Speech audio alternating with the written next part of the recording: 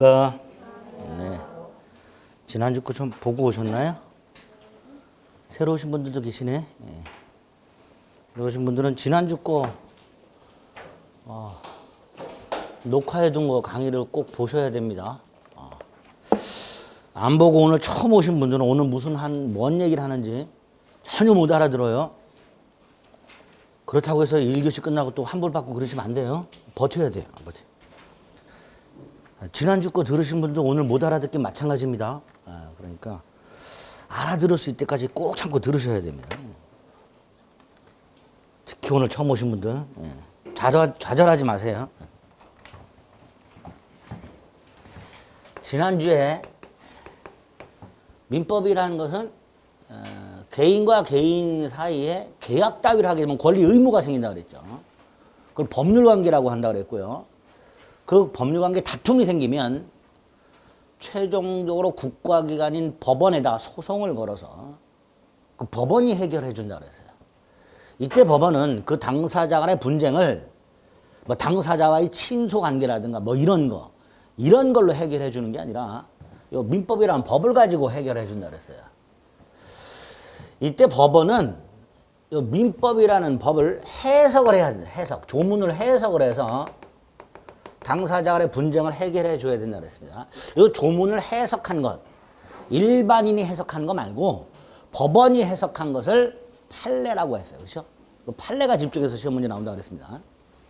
근데 이 조문을 해석하려면 두 가지가 전제가 된다 그랬죠. 조문에 사용된 법률 용어를 아셔야 되고, 마치 영어 단어를 알아야 되듯이 법률 용어를 알아야 하고, 두 번째 조문의 구조를 알아야 된다 그랬는데, 용어는 강의를 진행하면서 그때그때 설명을 드리고, 이 조문의 구조가 크게 2단 구조로 되어 있다고 그랬습니다. 원인과 결과의 구조로 되어 있다고 그랬어요. 조문이. 이때 원인을 뭐라고 부른다고 그랬죠? 네, 법률 요건이라고 부른다고 그랬어요. 원인을. 결과를 법률 효과라고 부른다고 그랬어요. 그리고 이 법률 효과는 구체적으로 권리 변동을 의미한다 그랬어요. 권리 변동. 권리 변동은 세 가지가 있었죠. 권리를 취득하거나, 권리가 변경되거나, 권리가 소멸되는 것. 이게 법률 효과라고 그랬습니다. 이런 법률 효과, 즉 권리를 변동시키는 원인, 즉 법률 효과에는 두 가지가 있다고 그랬어요. 법률 행위와 법률 규정. 법률 행위는 계약과 같이, 계약처럼 행위한 사람이 원한 대로 효과가 생긴다고 그랬고요. 법률 규정은 상속처럼 당사자가 원하든 원하지 않든 그 법 자체에 의해서 결과가 생긴다고 그랬습니다. 이런 차이가 있다고 그랬어요. 여기까지가 일단 지난주에 기본적으로 우리가 왜 민법을 공부하고 어딜 공부해야 되는가 이걸 말씀드립니다. 그 다음에 여기서 가장 핵심적인 개념이 요 놈이었습니다. 우리가 지금 보고 있는 민법 총칙 파트에서 10문제가 나오는데 그 10문제가 바로 요 법률 행위의 유효 요건에 관한 거예요. 유효 요건. 계약 등을 하게 되면 그 계약을 한 사람이 원한 대로 권리와 의무가 생기는데 그러려면 어떤 요건이 필요한가? 이게 법률행위의 유효 요건이었습니다. 이 법률행위의 유효 요건이 두 가지가 있었어요. 모든 법률행위에 공통적으로 적용되는 일반적인 유효 요건과 어떤 특별한 행위에만 따로 필요한 특별 유효 요건 이렇게 나눠졌고 일반적 유효 요건이 다시 세 가지가 있었죠. 법률 행위하는 사람, 당사자라고 하죠. 이 당사자가 능력이란 게 있어야 되는데 이 능력이 또다시 세 가지. 권리 능력, 의사 능력, 행위 능력 그랬죠. 그 중에 권리 능력은 크게 신경 안 써도 된다 그랬고 의사 능력은 정신적 판단력을 말하며 의사 능력이 없는 사람, 예컨대 만취한 사람 이 사람들이 계약을 하면 이걸 의사 무능력자라 하고 이 사람들이 법률행위 계약을 하게 되면 그 계약은 무효다. 그렇습니다. 마지막으로 행위 능력이라고 단독으로 계약할 수 있는 능력을 말하는데, 유효한 계약을 할 수 있는 능력을 말하는데, 이 행위 능력이 제한되는 사람들이 있다는 거예요. 제한. 이걸 제한 능력자가 그랬고, 대표적으로 누가 있었죠? 미성년자. 그래서 미성년자는 부모가 대신해 줘야 된다 그랬죠. 이 부모를 법정 대리인이라고 그랬고, 만약에 미성년자가 부모 동의 없이 단독으로 계약을 했다. 즉 제한 능력자가 계약을 했다. 일단은 유효하되 뭐 할 수 있다? 취소할 수 있다. 첫 번째 요건에서 요거 얘기 있었어요. 그래서 의사 무능력자 행위는 무효, 제한 능력자 행위는 취소할 수 있다 그랬죠. 두 번째 요건이 여기부터 중요하죠. 법률 행위, 계약의 목적. 즉 계약 등을 통해서 원하는 것. 이거 효과. 이게 목적이에요. 이게 확정돼 있고 실현이 가능하고 적법하고 사회적 타당성이라는 걸 갖춰야 된다 그랬어요. 사회적 타당성은 다른 말로 사회 질서 그랬죠. 이 중에서 확정성은 크게 어려움이 없고, 요거 원시적 불능은 무효. 원시적 불능이라는 개념이 있었죠. 적법과 아래서는 크게 두 개. 강행 규정과 임의 규정. 또다시 강행 규정의 효력 규정과 단속 규정. 그래서 임의 규정 예 하나, 단속 규정 예 하나. 그거 봤어요? 마지막으로 사회적 타당성에서는 반사회 질서 행위 무효, 불공정한 행위 무효 두 개가 있었죠. 반사회 질서 행위 무효에서는 크게 두 개. 반사회 질서 행위인 거 아닌 거 구별하는 것과 부동산 이중매매. 부동산 이중매매에 대해서는 원칙과 예외를 말씀드렸습니다. 104조는 불공정한 행위라고 그랬고, 불공정한 행위는 요건만 기억하자 그랬죠. 주고받은 것 현저한 불균형, 피해자의 공박경솔 또는 무경험, 폭리자의 폭리의사, 뭐 이런 것들이 있었어요. 그렇죠? 여기까지 했어요. 마지막으로 법률의 목적이 이렇게 네 가지 요건을 갖췄다 하더라도 이 법률 행위 속에 반드시 들어있는 요소가 있었어요. 뭐 의사, 표시. 안고와 찐빵의 관계라고 제가 분명히 말씀드렸습니다. 그래서 이 법률의 속에 의사 표시라는 놈이 들어있는데, 이 의사 표시가 두 가지 요건을 갖춰야 된다 그랬죠. 의사와 표시가 일치. 그죠? 그 다음에 하자가 없을 것 그랬어요. 하자. 하자는 뭐였죠? 사기를 당했거나 강력한 협박을 당해서 계약을 하는 경우를 말합니다. 속아서 계약하거나 협박당해서 계약하는 걸 말해요. 이게 없어야 된다 그랬어요. 그래야 계약은 유효하다 그랬어요. 그래서 우리 민법은 요게 비정상적인 경우, 첫째 의사표시가 불일치하는 경우, 두 번째 일치는 하지만 하자가 있는 경우, 이걸 비정상적 의사표시라고 총 네 가지가 규정이 되어 있다고 그랬죠. 그 중에 요 의사표시가 불일치하는 경우, 이게 크게 두 가지로 나뉘죠. 불일치한다는 걸 의사표시한 사람이 알고 있는 경우와 모르는 경우 이렇게 나누죠. 그래서 알고 있는 경우에 다시 두 개. 지인이 아닌 의사표시, 허위표시. 지인이 아닌 의사표시에서는 거짓 사실서 제출 있었고요. 허위표시에서는 가장매매. 이런 게 있었죠. 네? 착오. 중요 부분에 착오가 있어야 되고 중대한 과실이 없어야 취소할 수 있다. 그런 걸 말씀드렸습니다. 그죠? 이렇게. 기억 안 나죠? 네. 보고 왔는데도 기억 안 나죠? 네. 그 안 보고 오면 역시 안 나죠? 그럼 이런 생각하죠? 보고 오나 안 보고 오나 똑같이 기억 안 나니까 안 보는 게 이득이지. 나중에 차이가 납니다. 내년 4월, 5월 가서 차이가 나요. 보고 오는 것과 안 보고 오는 것은. 지금은 똑같이 기억이 안 나도 나중에 쌓였을 때 차이가 납니다. 나중에 피눈물 흘리지 마시고 미리미리 해두세요. 미리. 기억 안 나도 자꾸 들어두셔야 돼요. 지난주에 여기까지 했어요. 착오까지. 자, 그럼 이거 하나 남았죠. 하자 있는 의사표시. 그래서 입문서 138페이지입니다. 자, 입문서 138페이지 보면 하단에 4번 하자 있는 의사표시라고 되죠. 간단하게 계약을 할 때 사기당해서 계약을 했거나 협박당해서 계약을 한 경우를 말합니다. 이걸 사기 강박에 의한 의사표시입니다. 이 사기 강박에 의한 의사표시는 지난주에 봤던 착오와 마찬가지로 일단 그 계약은 유효해요. 하지만 사기나 강박을 당한 사람이 그 계약을 취소할 수 있도록 해놨어요. 자, 문제는 내가 사기나 강박을 당했다 해서 무조건 취소할 수 있냐? 110조 조문은 마치 그렇게 돼 있어요. 1항에 보면 사기 강박에 의한 의사표시는 취소할 수 있다. 이렇게 해놨어요. 그렇죠? 아무 다른 요건 필요 없이 사기나 강박에 의한 의사표시는 취소할 수 있다고 돼 있단 말이에요. 그럼 내가 사기나 강박을 당하면 무조건 취소할 수 있으니까 예를 들어서 홈쇼핑에서 광고하는 후라이팬 광고를 보고 물건을 샀어요. 보통 후라이팬 새로 나온 거 광고 어떻게 해요? 기존 자사 제품과 신제품을 두 개를 동시에 계란 후라이를 굽지요. 기존 자사 제품은 늘러 붙지요. 근데 신규는 안 붙지요. 근데 기존 자사 제품은 작년에 안 붙는다고 팔아먹던 거예요. 예? 근데 어쨌든 신제품이 안 붙으니까 내가 샀어. 붙어. 붙지요?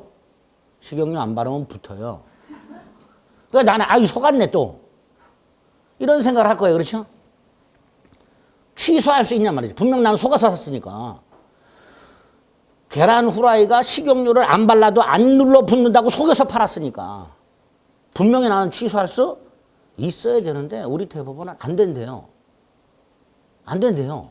그러니까 110조 1항에서는 사기나 강박을 당하면 무조건 취소할 수 있을 것처럼 규정이 되어 있지만 사실은 그렇지 않단 말이지. 그래서 요 하자에 있는 의사표시에서는 오늘 두 가지만 생각을 해봅니다. 110조 1항 사기 강박에 의한 의사표시는 취소할 수 있다고 되어 있고요. 그 다음에 이제 2항이 있어요. 사망은 선의의 제3자에게 대항하지 못한다 해서 지난주에 말씀을 드렸던 거예요. 그러니까 110조 1항과 2항을 오늘 이해를 좀 해보고요. 특히 2항은 암기를 좀 하셔야 됩니다. 아주 중요한 점이에요. 그 다음에 첫 번째로 보실 게 좀 전에 말씀드린 대로 사기 강박을 당했을 때 무조건 취소할 수 있는 게 아니라 사기 강박을 이유로 취소하기 위한 요건이 필요하다. 요건. 일단 내가 의사표시라는 걸 해야 되죠. 그렇죠? 계약을 해야 될 거 아니에요. 이 계약을 할 때 사기를 당하거나 협박을 당해야 돼요. 근데 이 과정에 우리 교재에 보면 139페이지 모요건이 쫙 나오는데 읽지 마세요. 제가 말씀드린 것만 기억하세요. 사기 강박에 의한 의사표시가 성립해야 한 요건 중에 핵심이 뭐냐? 핵심이. 내가 계약을 해요.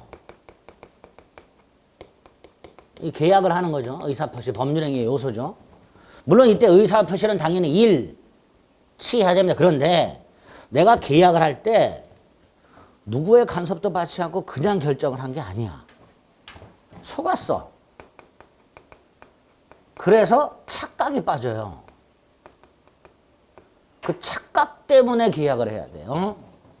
또는 협박을 당해야 돼요. 공포심이 생겨야 돼. 그리고 의사를 표시하게 돼요. 즉 사기나 강박 때문에 착오나 공포심이 생겨야 되고 착오나 공포심 때문에 계약을 해야 됩니다. 앞에 게 원인이고 뒤에 게 결과의 관계가 돼야 돼요. 이걸 인과관계라고 합니다. 이게 첫 번째. 인과관계라는 게 필요해요. 당연한 거 아니냐? 아닙니다. 이런 경우가 있다고 한번 생각해 보세요. 지금은 별로 그런 게 없는데 예전에는 이렇게 지방 같은 데 이렇게 가다 보면 한적한 교차로에 신호 대기하면 갑자기 어디선가 누가 짜잔하고 나타납니다. 왼손에는 파인애플을 오른손에는 칼을 들고 좀 몇 번 사본 적이 있어요.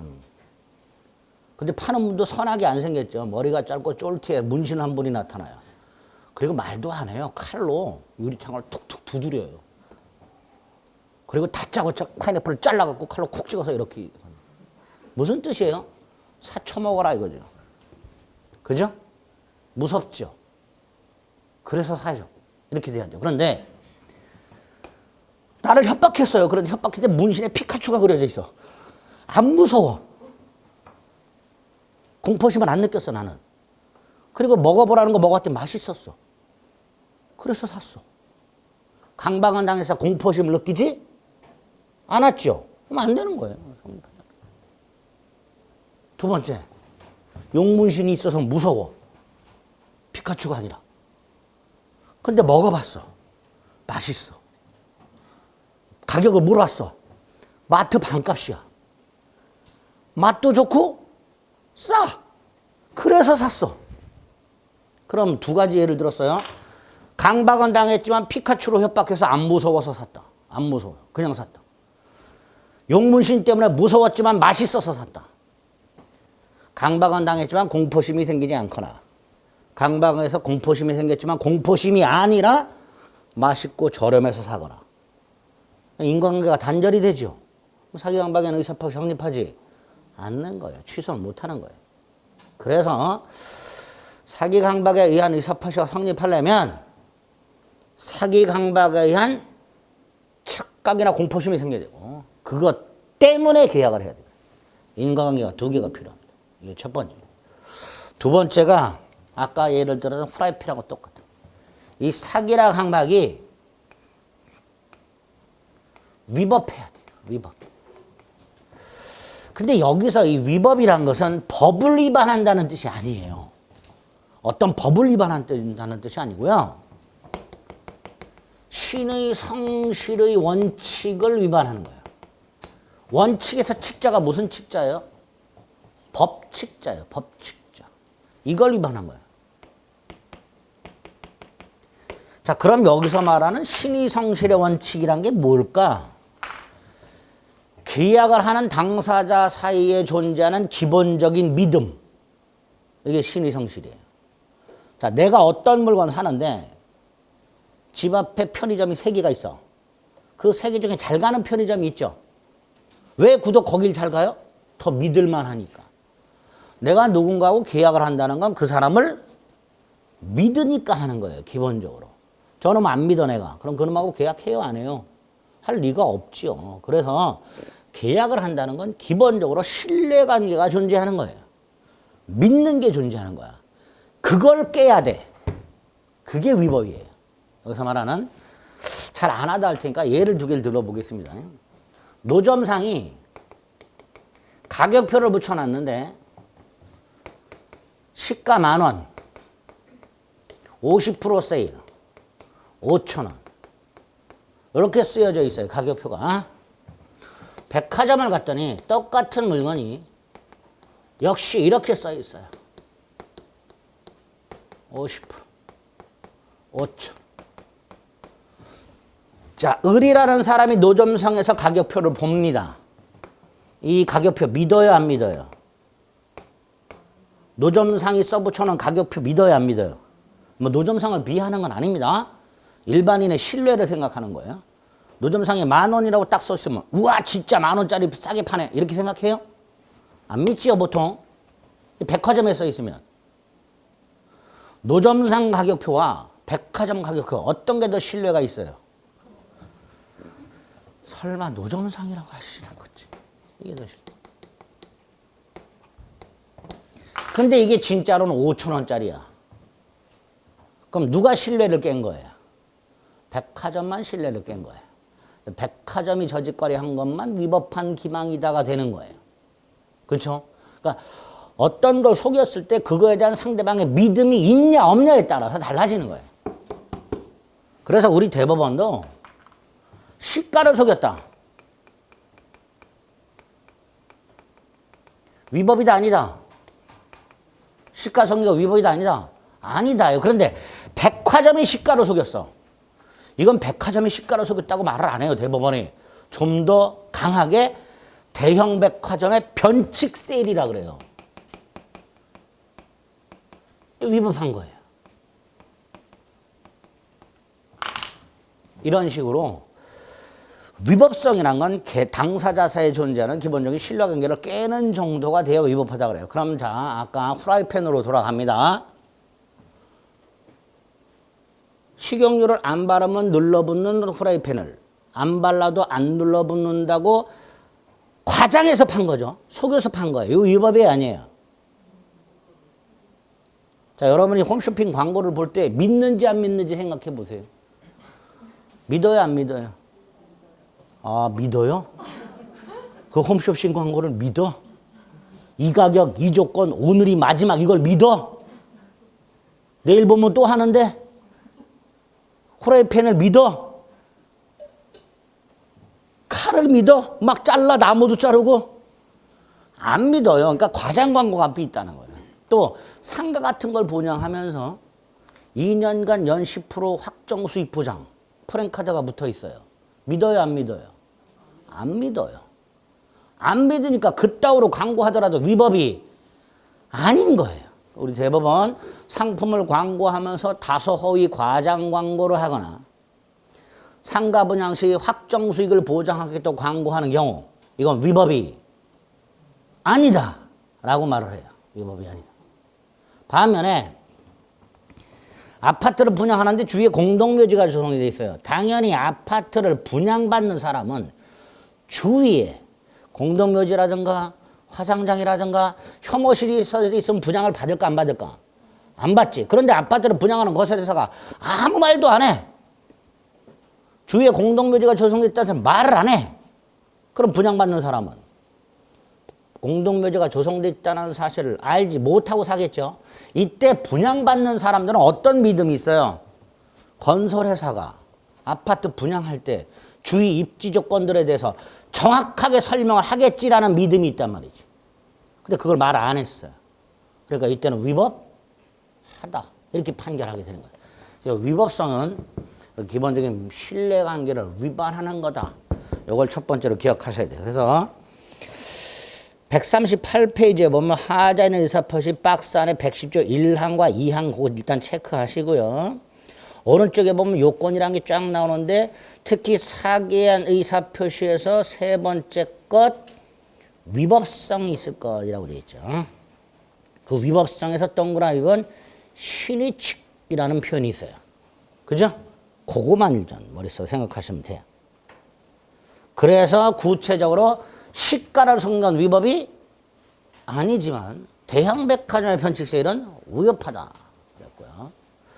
다소 허위 과장 광고도 위법이 아니다 그랬고요. 다만 거기 두 번째 칸에 보면 기망행위가 있을 것에 동그라미 2번을 보면 기망행위가 있을 것 동그라미 2번 첫 번째 줄 읽다 보니까 끝부분에 고지 의무 있는 자가 이렇게 돼 있죠.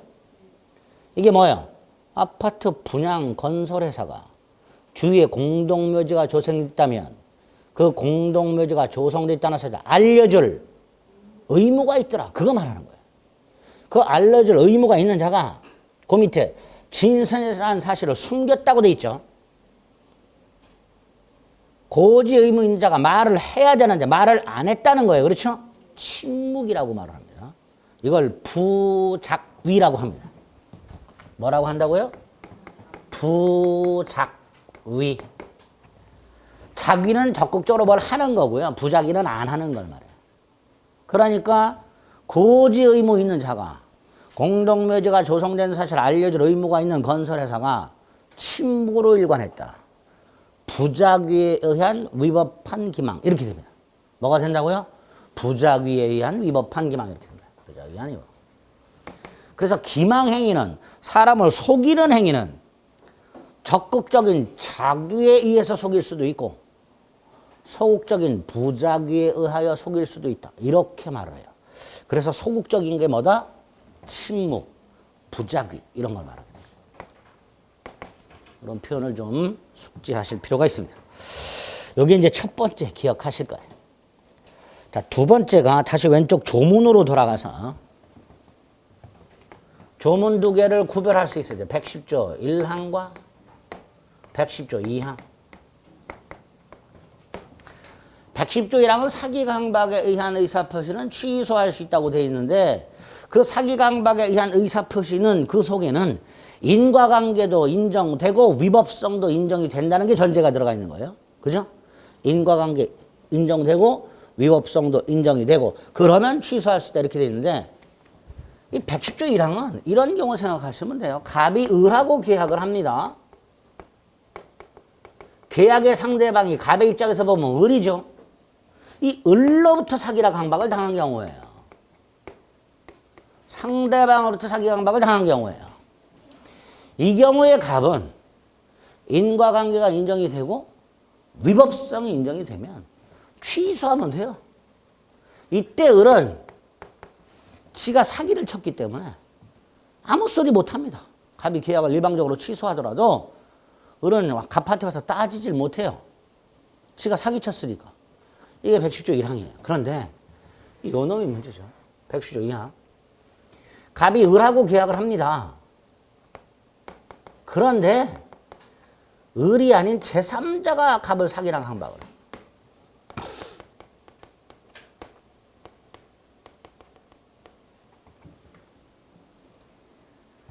갑의 지인 병이 갑에게 와서 부동산 좋은 게 나왔다고 을이 부동산을 지금 지방에 있는 어떤 땅을 나눠서 팔고 있는데 나도 하나 샀으니까 너도 가서 사라. 병이 갑을 속여서 갑이 을하고 토지 매매 계약을 했대요. 이때 갑이 을과의 계약을 취소하게 되면 당연히 을은 반발을 합니다. 뭐라고? 내가 사기쳤냐. 그렇죠? 이거하고 다르죠? 이 경우에는 을이 사기를 쳤기 때문에 갑이 을과의 계약을 취소하더라도 을은 찍소리를 못해요. 근데 이 경우에는 을이 사기친 게 아니야. 병이 사기친 거야. 갑이 병으로부터 사기를 당해서 을하고 계약을 한 거란 말이죠. 그러니까 이 경우에는 갑이 계약을 취소하면 당연히 을이 반발을 하게 돼 있어요. 내가 사기쳤냐 말이지. 그렇죠? 그러니까 요 경우는 110조 1항과 달리 별도의 조문을 두고 있게 됩니다. 이렇게 갑이 상대방이 있는 의사표시에서 상대방이 을입니다.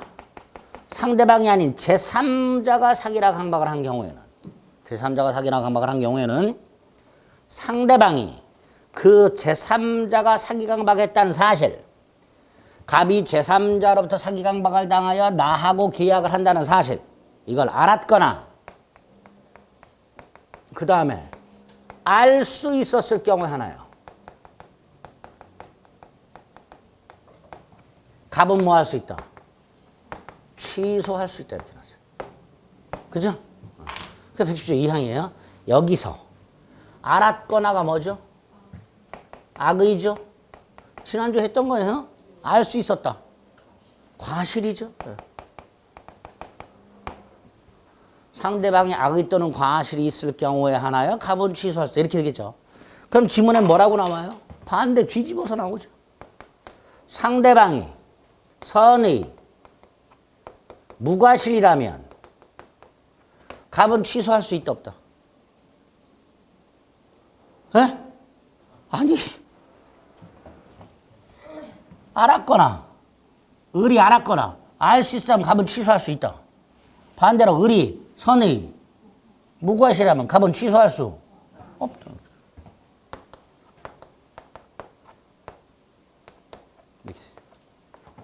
이게 시험 지문에 나옵니다. 뭐라고? 상대방이 선의 무과실인 경우에도 취소할 수 있다. 이렇게. 틀린 거죠? 틀린 거예요. 110조 2항을 꼭 기억을 해 두셔야 돼요. 그래야 나중에 요 예외가 또 있습니다. 여기에. 그게 조금 어려워요. 그건 지금 하면 이제 또 환불 받고 그러니까 안 돼요. 기본을 머릿속에 딱 넣어 두시면 돼요. 그래서 그 110조 2항을 좀 기억해 주세요. 한 장 넘깁니다. 140페이지 맨 위에 4번 동그라미 1번 110조 1항. 상대방이 사기 강박을 한 경우죠. 취소할 수 있죠. 취소 전에는 일단 유효하고요. 취소하면 무효가 되는데 언제부터 무효가 된다고 그랬어요? 처음부터 소급하여 무효 이렇게 되겠죠. 2번에 제3자의 사기 강박에서 니은 제3자의 사기 또는 강박으로 계약을 한 경우에 그 계약을 한 갑은 사기 강박을 당한 갑은 표의자는 그 계약의 상대방 을이 사기 강박 사실을 알았거나 알 수 있었을 경우에 하나요 취소할 수 있다 이렇게 됩니다. 그죠? 그 정도. 를 사기 강박에서 오늘은 기억하시면 됩니다. 그래서 지난주와 이번 주에 걸쳐서 법률행위의 일반적인 유효요건이 어떤 게 있는지 기본적인 뼈대를 딱 잡은 거예요. 그중에 특히 목적요건과 의사표시요건. 의사표시요건 중에서 비정상적 의사표시 4개. 그 마지막 하자 있는 의사표시까지 온 겁니다. 그 다음에 이 특별 유효요건으로 넘어가야 되는데 특별 유효요건으로 넘어가는데 넘어가기 전에 의사표시의 효력이 언제 발생하는가의 문제가 하나 남습니다. 이유는 지난주에 제가 철회라는 거 말씀드렸나요? 철회 했는데 취소, 해제, 철회 구별했었는데 우리 계약을 취소한다. 들어보셨죠? 계약을 해지한다. 이런 말 들어보셨죠? 계약을 철회한다. 들어보셨어요? 아니 지난주에도 내외하시더니 또 안 물어볼래. 살아오시면서 계약을 취소한다, 계약을 해지한다, 계약을 철회한다는 말을 분명히 들어보셨을 거예요. 그리고 이 세 가지는 같은 의미로 막 섞어서 썼을 거예요. 그런데 앞으로는 구별해야 됩니다. 자, 취소하고 해제는 나중에 구별할 건데 일단 취소나 해제는 계약이 체결됐고 그게 유효해요. 그걸 취소하거나 해제하는 거예요. 계약이 체결됐고 계약이 유효한데 그 유효한 계약을 취소, 해제합니다. 반면에 철회는 계약이 체결되지 않았어요. 그 다음에 이 계약 속에는 의사표시가 들어있죠. 그 의사표시가 효력이 생기기 전에 소멸시키는 걸 철회라고 합니다. 의사표시 효력이 생기기 전에 소멸시키는 걸 철회라고 합니다. 그러면 지금 이 의사표시력 발생 시기라고 해놨는데 좀 전에 의사표시 효력이 생기기 전에 철회할 수 있다고 그랬죠. 그럼 이거와 결부시키면 어떻게 해요? 의사표시력이 언제 발생하는가? 그 발생하기 전에는 뭐 할 수 있고 철회할 수 있고 발생한 후에는 뭘 못하고 철회하지 못하고 이렇게 되겠죠. 그죠? 내가 한 어떤 의사표시를 철회할 수 있는가 없는가는 그 의사표시와 효력이 생겼냐 안 생겼나에 따라 달라지는 거예요. 그러니까 당연히 의사표시가 언제 효력이 생기는가의 문제가 하나 남게 됩니다. 갑이 을에게 자신이 가지고 있는 A 토지를 1억에 팔겠다고 청약을 합니다. 의사표시입니다. 자, 이 청약을 한 경우 뭐 전화할 수도 있고 만나서 말로 할 수도 있는데 청약서라는 서류를 작성해서 우편물을 보내는 걸 생각해 봅니다. 자, 먼저 A 토지를 1억에 팔겠다라는 청약서를 작성을 할 거예요. 그렇죠? 작성을 해서 우체국 가자고 등기나 내용 증명으로 발송을 하겠죠. 이게 을에게 도착을 할 것이고요. 을이 그 청약서를 뜯어가지고 내용 갑이 A 토지를 1억에 팔겠다고 나한테 청약을 했구나. 그 내용을 알게 될 겁니다. 이렇게 보통 의사표시는 의사를 표시하여 상대방이 그 내용을 알 때까지 4단계가 보통 있거든요. 그 중에서 의사를 표시하는 것, 청약서를 작성하는 것을 표백이라고 합니다. 뭐 때가 쏙 비트 이런 거 말하는 거 아니에요. 겉표자 말할 백자를 쓰는 거예요. 표백. 발송은 발신이라고 보통 민법에서는 얘기하고요. 도착은 도달이라고 합니다. 내용을 알게 되는 건 요지라고 합니다. 요지. 이것도 뭐 이쑤시개가 아니고요. 완료자 알지자를 씁니다. 완료자 알지자. 이렇게 4단계 중에서 언제 효력이 생기는가? 아까도 말씀드렸듯이 효력이 생기기 전에는 뭐 할 수 있고 철회할 수 있고 효력이 생긴 후에는 철회하지 못한단 말이죠. 그거를 우리 민법의 기준을 도달주의를 기준으로. 111조 1항 상대방이 있는 의사표시는 상대방한테 도달함으로써 효력이 생긴다. 그럼 철회하고 연결시키세요. 도달 전에는 철회할 수 있다. 도달 후에는 철회할 수 없다. 우리 기출시험 지문 중에 이런 지문이 나온 적이 있어요. 갑의 의사표시가 을에게 도달하였으나 을이 아직 그 내용을 알기 전까지는 철회할 수 있다. OX.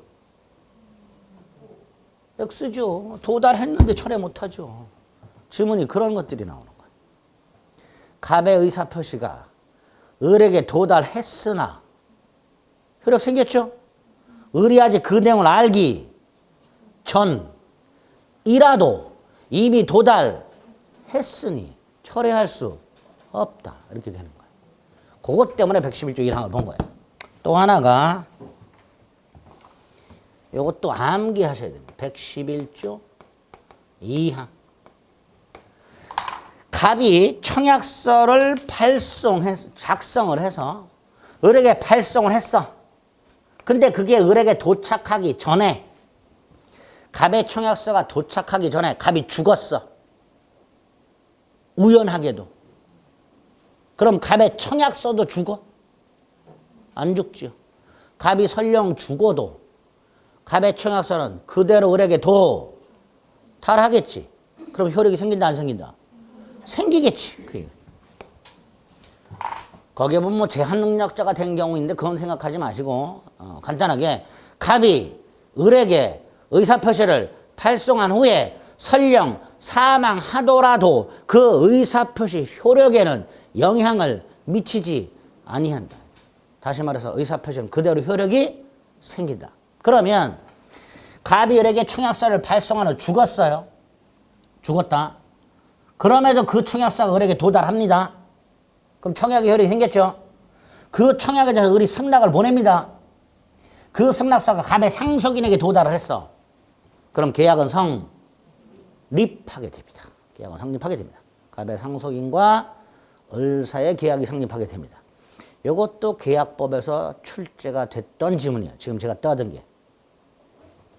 그것 때문에 이 두 가지 조문을 보는 거예요. 111조 1항과 111조 2항. 이 조문 암기하셔야 돼요. 특히 111조 2항은 반드시 암기하셔야 됩니다. 오늘 벌써 외워야 될 조문이 두 개가 나왔어요. 110조 2항과 111조 2항. 그죠? 일단 의사표시는 딱 요 정도 내용을 확인하시면 됩니다. 141페이지 맨 위에 111조 1항과 2항 그 두 개만 딱 141페이지. 됐죠? 여기까지가 일반적인 유효요건이라고 모든 법률에 공통적으로 요구되는 요건입니다. 이걸 일반적 요건이라고 합니다. 그다음에 이제 특별 유효요건을 봐야 되죠. 자, 특별 유효요건은 모든 법률이 아니라 어떤 특정한 법률 행위만 필요한 거죠. 그죠? 모든 법률이 아니라 어떤 특정한 법률 행위만 필요한 법률 행위의 특별 유효요건.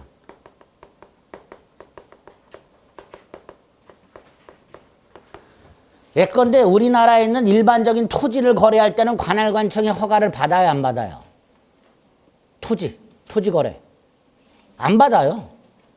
일반적인 토지들은 계약을 할 때 당사자가 능력이 있고 계약의 목적이 확정 가능, 적법, 사회적 타당성을 갖췄고 그 계약 속에 들어있는 의사표시가 일치하고 하자만 없으면 계약이 유효합니다. 그런데 토지거래 허가구역에서는 지난주에도 말씀을 드렸었는데 허가를 받아야 유효가 돼요. 뭘 받아야 유효가 된다고요? 허가를 받아야 유효가 돼요. 자, 여기서 첫째, 이 허가 거래 전 허가일까요? 거래 후 허가일까요? 거래 후 허가입니다. 관할관청의 허가는 두 종류가 있습니다. 전 허가가 있고 후 허가가 있습니다. 전 허가의 가장 기본, 여러분이 알고 있는 게 뭐가 있을까? 건축 허가. 건축 허가. 그게 전 허가예요. 반면에 토지거래 허가는 후 허가입니다. 토지거래 허가 신청서를 낼 때 매매계약서를 첨부하도록 되어 있어요. 그러니까 계약하고 허가 받는 거예요. 그럼 보세요. 이 허가는 특별 유효요건이고 어디에서만 필요한? 토지거래 허가구역에서만 필요한. 그 다음에 거래 후 허가라고 그랬죠. 그러니까 이렇게 되겠죠. 갑과 을이 허가를 받지 않은 상태에서 거래부터 하겠죠. 그죠? 자, 이 거래 유효, 무효? 무효죠? 왜? 허가가 특별 유효권이라니까. 허가를 받아야 유효라니까.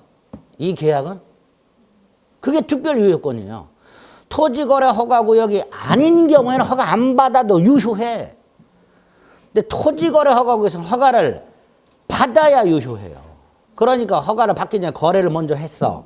유효, 무효? 무효예요. 무효라는 건 권리 의무가 생긴다, 안 생긴다? 안 생겨요.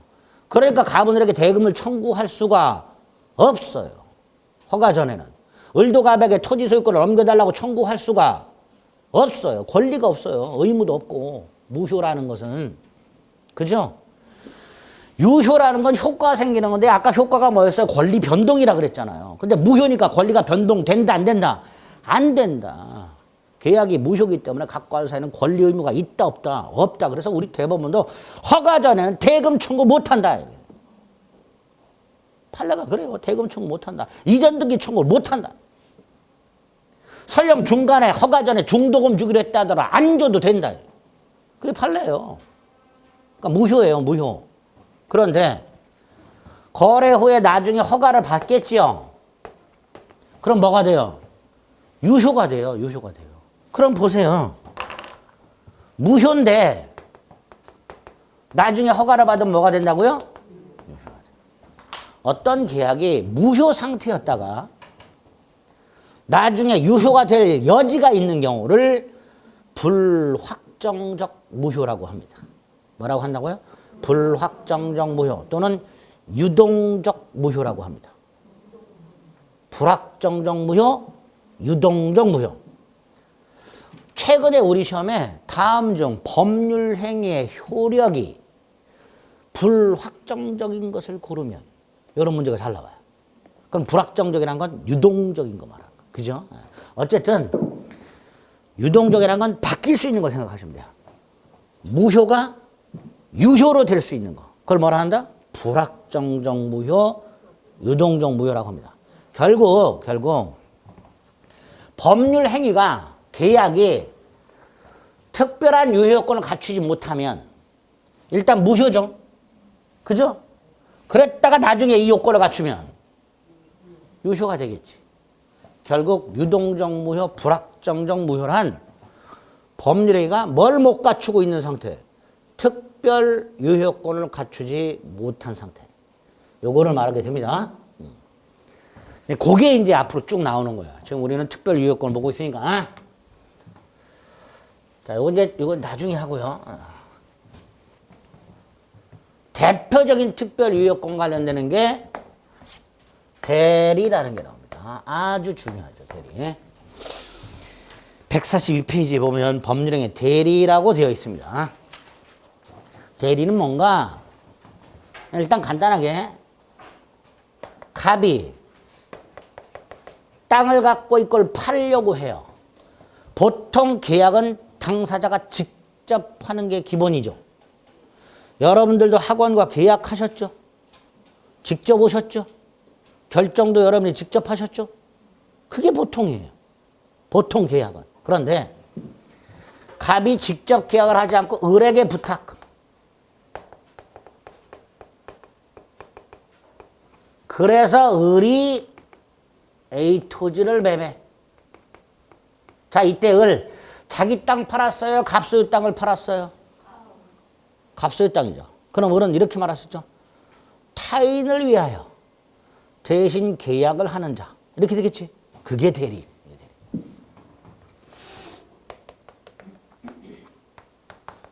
그럼 다른 사람한테 일 맡기고 혼자 띵가띵가 하고 있는 놈, 이놈. 뭐라 할까요? 본인. 얘는 상대방이 될 거야. 보통 일반적인 계약 형태는 갑과 병이 다이렉트로 계약을 하는 게 보통이더란 말이죠. 그런데 이놈은 특별하게 갑이 직접 하지 않고 을에게 맡겨서 을이 계약을 한단 말이죠. 그러니까 좀 예외적인 현상인 거죠. 자, 이때 이 A 토지 매매 계약의 효력, A 토지 매매 계약의 효력이라는 건 이제 권리 의무를 다시 말하게 되는데 이 권리 의무는 을이 취득해요? 갑이 취득해요? 갑이 취득하죠. 대금, 갑이 받아야지. 소유권 갑이 넘겨주죠. 결국 계약은 누가 하고? 을이 하고. 권리 의무는 누구한테 생기고? 갑에게 생기고. 계약을 하는 자와 권리 의무가 귀속되는 자가 달라지는 제도. 그걸 뭐라 한다? 대리를 한다. 타인을 통해서 계약을 하는 형태. 자, 이때 이 을의 A to G 매매 계약을 통하여 발생하는 권리와 의무가 갑에게 발생하려면, 즉 유효하려면 어떤 요건이 필요한가? 그게 특별 요건이 생겨요. 물론 이 계약이 앞에서 봤던 일반적 유효권은 당연히 갖춰야 돼요. 목적의 확정 가능, 적법, 사회적 타당성을 갖춰야 되고, 그 계약 속에 들어있는 의사표시가 일치하고 하자가 없어야 돼. 플러스 어떤 요건이 필요한가? 갑이 직접 하는 거하고는 좀 다르니까. 그죠? 그 요건이 두 개입니다. 하나가 을에게 대리권이라는 게 있어야 되고, 두 번째, 을이 대리행위라는 걸 해야 돼요. 요 두 가지를 갖춰야 을의 행위의 효과가 누구한테 발생한다? 갑에게 발생합니다. 그래서 이따가 타이틀 목차를 보게 되면 대리권이 나오고 대리행위라는 게 나오게 됩니다. 요걸 보게 됩니다. 대리에서는. 자, 어쨌든 이 대리는 요런 건데, 이 대리는 크게 네 파트가 있어요. 우리 시험에. 우리 교재에 보면 대리 일반론이라고 해서 대리 기초가 있고요. 두 번째, 이 요건. 대리권과 대리행위. 갑을 을병사의 관계를 대리의 삼면관계라고 하고요. 요 삼면관계 크게 두 개, 대리권과 대리행위가 있게 됩니다. 을에게 대리권이 있고, 을이 대리행위를 하면 권리와 의무는 누구한테 발생한다? 갑에게. 이걸 효과기속이라고 합니다. 세 가지가 있거든요. 효과기속. 세 번째로 두 가지는 좀 독특한 놈들이에요. 복대리라는 놈이 하나 나오고요. 네 번째로 무권대리라는 놈이 나옵니다. 기초를 뺀 나머지 뭐 다 중요합니다. 대리는. 근데 내용이 좀 어려워요. 어려운데 조문이 좀 많아요. 민법 조문이. 그래서 대리 파트는 내용 자체가 어렵고 조문이 많기 때문에 그냥 조문을 물어보는 경우가 굉장히 많습니다. 대리에 관련된 조문들은 다 외운다고 생각하셔야 돼요. 다 외워야 돼요. 뭐 우리 영어 단어 많이 외워봤잖아요. 그죠? 그런 식으로 외우시면 돼요. 물론 써서 외우는 건 아닙니다. 자꾸 읽어서 외우시는 거예요. 어쨌든 이렇게 네 덩어리가 있고 그중에 세 덩어리가 아주 중요합니다. 대리의 기초 파트는 별거 없어요. 대리의 뜻, 지금 말씀드린 거 대리의 뜻. 타인을 위해서 계약을 하고 그 계약의 효과는 계약을 한 자가 아니라 그 타인에게 귀속이 되는 제도. 계약하는 자와 권리의무가 귀속되는 자가 달라지는 제도. 남을 통해 계약을 하는 제도 등등 불러주시면 돼요. 그게 대리제도예요. 문제는 이 기초에서는 하나만 조심하시면 돼요. 사자와 구별. 사자. 이 사자는 라이언을 말하는 게 아니고요. 심부름권 말합니다. 이거 간단해요. 비교가. 부인이 된장찌개를 막 끓이고 있는데 냉장고를 열어보더니 두부가 없네. 이렇게 돼요. 그러면 소파에서 뒹글거리고 있는 남편한테 두부 사와.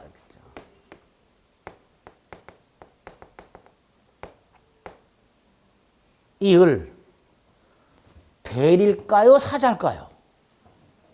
네? 대리일 수도 있고 사자일 수도 있습니다. 두 가지 경우로 나누죠. 하나는 어떤 두부? 갑이 1번. 풀무원, 국산콩, 부침용 1+1. 딱 정해서 을한테 사오라 그랬어요. 을은 결정했어, 안 했어? 안 했죠. 갑이 결정했어요. 이게 사자예요. 반면에 뭐 사와? 아무거나. 그럼 을이 가서 결정하겠죠. 이게 대리예요. 그러니까 남들이 봤을 때는 을이 갑을 대신해서 뭐 심부름하는 것처럼 보이지만 결정을 누가 하느냐에 따라서 대리와 사자가 달라지게 됩니다. 간단하죠? 대리는 누가 결정해? 대리인이. 사자는 누가 결정해? 본인이. 이렇게 됩니다. 우리 친구라고 식당 갈 때도 마찬가지죠. 갑하고 을이 중국집 점심 먹으러 가다가 갑이 화장실을 간다 그래. 그럼 을이 물어봐. 너 뭐 먹을 거냐? 갑이 난 짜장면. 그러면은 사자. 그죠? 짜장면을 얘가 이미 결정했어. 근데 갑이 아무거나. 그럼 얘가 결정하겠죠. 그럼 대리. 세 번째. 내 건 내가 주문할 테니 너는 네 것만 해.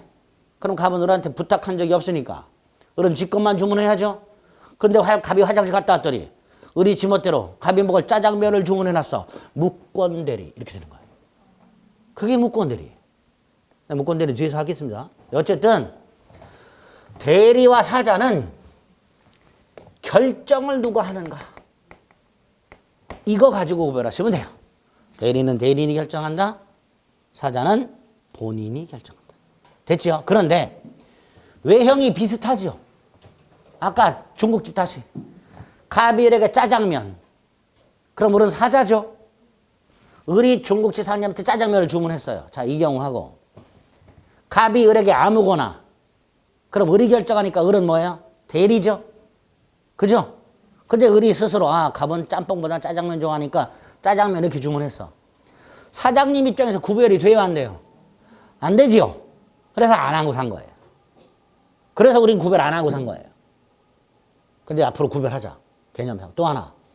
외형상 비슷하기 때문에 사자에 대해서 필요할 때마다 대리에 관한 규정을 갖다 써요.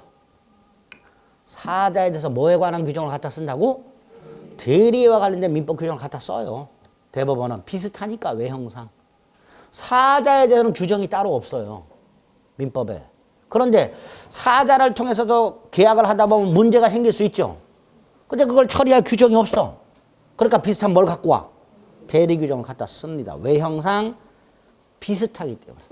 하지만 일단 우리는 정확하게 차이는 구별하자. 결정을 누가 하는가. 첫 번째에서 그것만 기억하시면 돼요. 우리 교재에 보면 업종에 대리의 뜻만 있어요. 위에 대리 제도의 1번 대리의 의 그것만 일단 생각해 줍니다. 밑에 대리의 종류는 몰라도 되고요. 오늘 입문 과정에서 확인하실 건 요겁니다. 사자와의 구별, 결정을 누가 하는가. 요것만 일단 구별하시면 돼요. 그 다음에 제2절 나왔고 한 장을 넘기면 145페이지 제3절이 있습니다. 타이틀이 대리권과 대리행위라고 돼 있죠. 이게 이거죠. 대리권과 대리행위. 갑이 직접 계약을 하지 않고 을을 통하여 계약을 했을 때 그 계약이 갑에게 유효하려면, 즉 갑에게 권리와 의무가 생기려면 어떤 특별한 요건이 필요한가? 두 개. 을에게 뭐가 있을 것? 대리권이 있을 것. 두 번째, 을이 뭘 할 것? 대리행위라는 행위를 할 것. 이 두 가지 요건이 되는 거예요. 자, 그 중에 먼저 대리권. 뜻 간단히 생각해 볼게요. 대리권. 을이 갑을 위하여 갑수의 땅을 매각할 수 있는 권. 그게 대리권이죠. 이때 이 대리권은 권한이라고 부릅니다.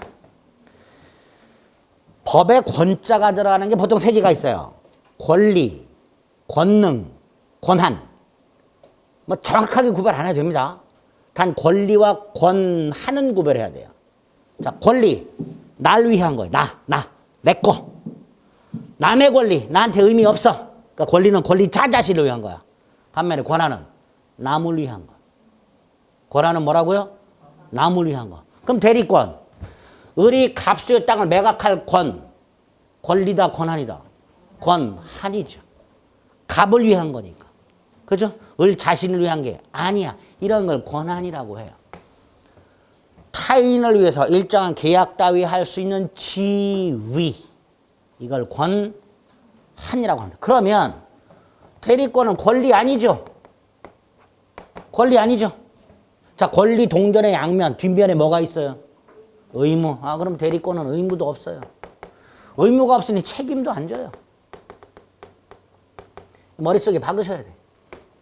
이런 거죠. 갑이 을에게 땅을 팔아달라고 부탁을 했어요.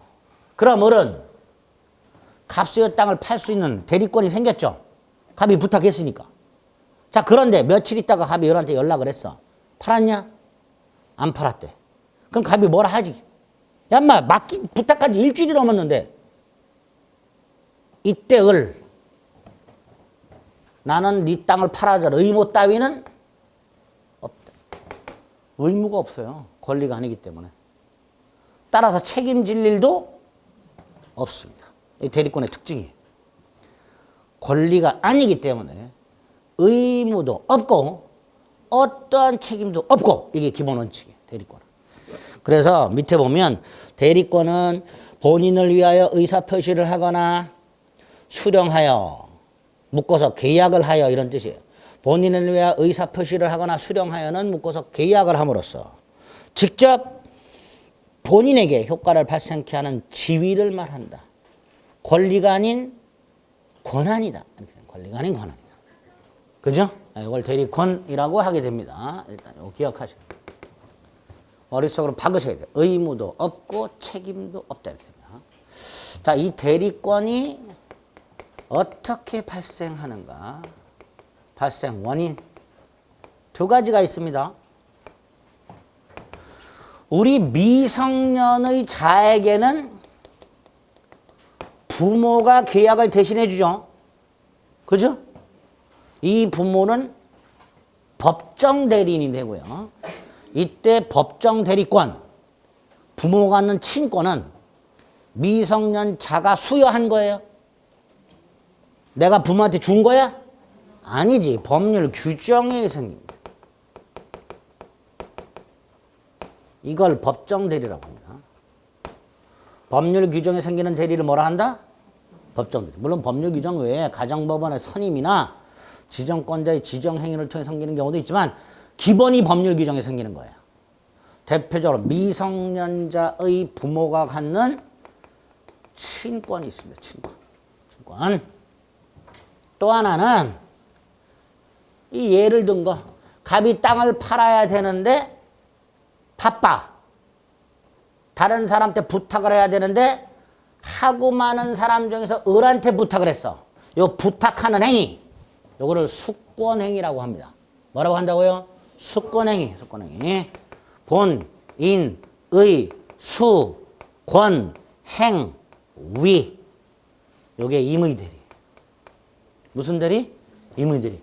요때 수권행위를 조금 이해를 하셔야 돼요. 우리 교재를 보면 오른쪽에 발생 원인이라고 해서 법정 대리권은 법률 규정으로, 임의 대리권은 수권행위를 통해서 이렇게 돼 있는데 그 수권행위를 조금 더 오늘 이해를 하셔야 됩니다. 우리 교재는 그냥 수권행위 딱 한 것만 나와 있는데 요거에 대해서 좀 성격을 조금 더 이해를 하실 필요가 있습니다. 요거는 잠시 쉬었다가 보겠습니다. 여기까지.